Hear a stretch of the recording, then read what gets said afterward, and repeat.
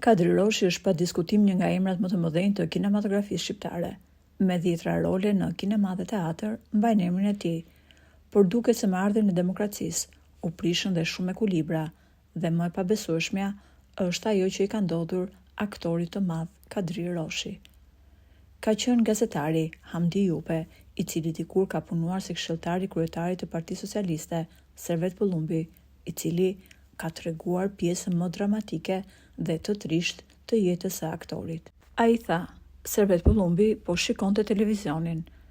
Në atë moment, ai shikon që Kadri Roshi ishte shtruar në spital dhe na njoftojmë që të bëjmë gati makinën. U nisëm për në spital dhe shkuam tek dhoma e aktorit të madh dhe ai kërkoi që ne të dilim të gjithë jashtë, përfshirë edhe mjekët, sepse donte të rinte vetëm me kryetarin, Servet Pëllumbin. Pasi qëndroi disa momente me Servet Pëllumbin, ky i fundit më thërret në zyrë dhe më thot: "A e di se çfarë më kërkoi Kadri Roshi kur ju të gjithë ishit jashtë?" "Jo," u përgjigja, "nuk kam nga ta di." "Atëherë po ta them unë."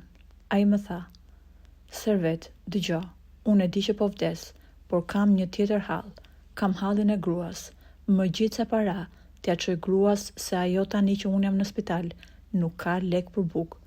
Unë nuk kam hall se çfarë do më ndodhi mua, por kam hallin e saj, se si do t'i shkoj pleqëria, kur unë mos i jem më.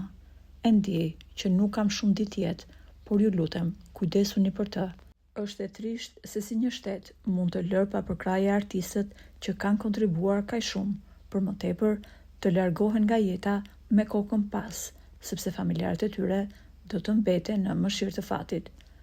Kur gazetari ka publikuar këtë skenë kaq të trisht nga momentet e fundit të jetës së Kadri Roshit, në rrjet kanë shpërthyer reagime të shumta, pasi Kadri Roshi nuk e meritonte kurrësi një trajtim të tillë nga shteti ynë.